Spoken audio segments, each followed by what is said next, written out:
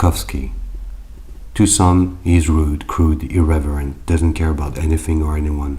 He is a beast, marked by the devil. To some others, he will be a genius, one of the most prolific poets of our times, filled with compassion, the herald of the small folks, the horn of the invisible. To some others, he might just be a mystery. They don't know much about him, but they still need to read and dive into his word. Anyhow, if you landed here, it's probably because he stung you with curiosity.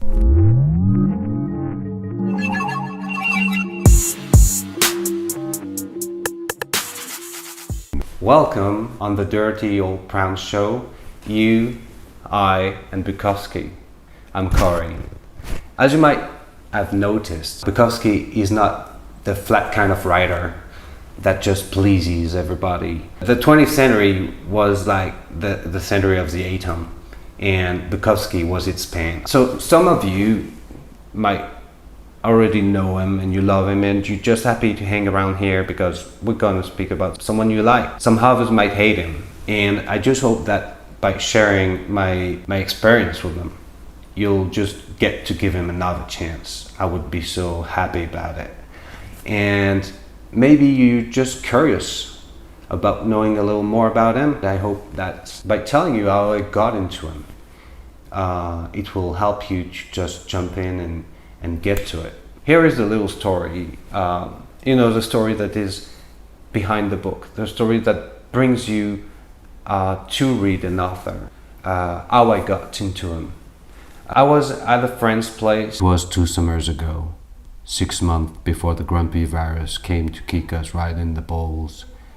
I spent an afternoon with him. I got there around 3 p.m. This kind of afternoon was really hot. You know, the what by some kind of magic freezes the air into a heavy dome that crushes our heads. The weight of the bright rusting light just brought us to our knees, and we were doomed to let our lazy bodies move in slow-mo and gain the matter of inches at the price of exhaustion. The sake of our souls grilled on the steak of summer was a godlike fridge stuffed with beers.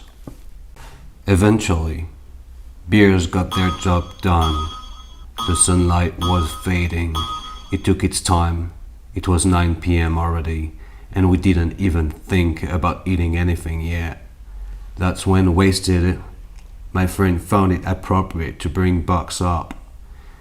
"You know what, friend?" he told me.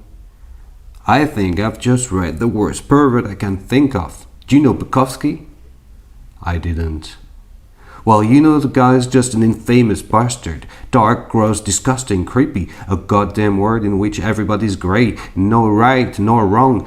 The characters are just nauseous and repulsive. Sex is crazy, wild crazy, with no limits. It's the creepiest UFO I've ever read. And the worst of it all is that I feel like it moves me on. It's called Notes of a Dirty Old Man." There's something there. And I listened to his experience and his story, and I couldn't decide to jump in. You know, it was that time in my life in which I was really sensitive, and the slightest of the emotion would just burst into a powerful hurricane of despair, and the dark pictures he's drawn to me was just too much, way too much to handle at that time. And I couldn't read it. But I couldn't stop thinking about it. Finally, I've jumped in 6 months later. I didn't head straight to Notes of a Dirty Old Man. I made my research and I finally took my chance with the most beautiful woman in town. And it was a slap. And it was magical. And it felt good. I've thrown myself all in words in the first sentences, and it grabbed me. It grabbed me and shook me so hard that I almost couldn't recall the last time I felt that way. And you might want to know what on earth was so special about it. Well, you know what? I dove into human condition. I dove into simplicity, into tolerance, into violence, into freedom, addiction, peace, and acceptance. Buck doesn't fight who he is. Through that, he enhances the glory of being what he is.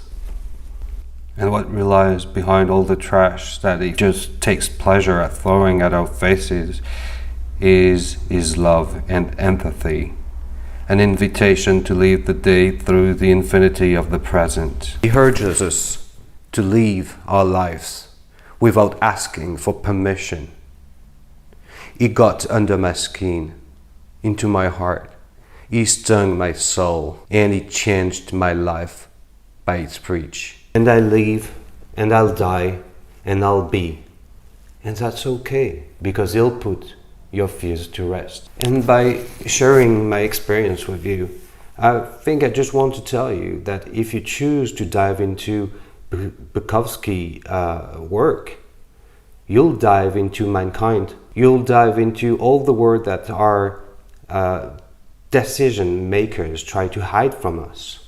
All these little people that when we cross the streets, we don't even look at them. I'd like you to write a comment down below and share your experience, but also don't forget to subscribe. Thank you so much for sticking up with me. We're not done yet, because I'm gonna read one of his poems to you, Laughing Arts, because it pretty much summarizes most of what I love. Take care. Laughing Heart. Your life is your life. Don't let it be clubbed into dank submission. Be on the watch. There are ways out. There is light somewhere. It may not be much light, but it beats the darkness. Be on the watch. The gods will offer you chances. Know them. Take them. You can't beat death, but you can beat death in life. Sometimes. And the more often you learn to do it, the more light there will be. Your life is your life. Know it while you have it. You are marvelous. The gods wait to delight in you.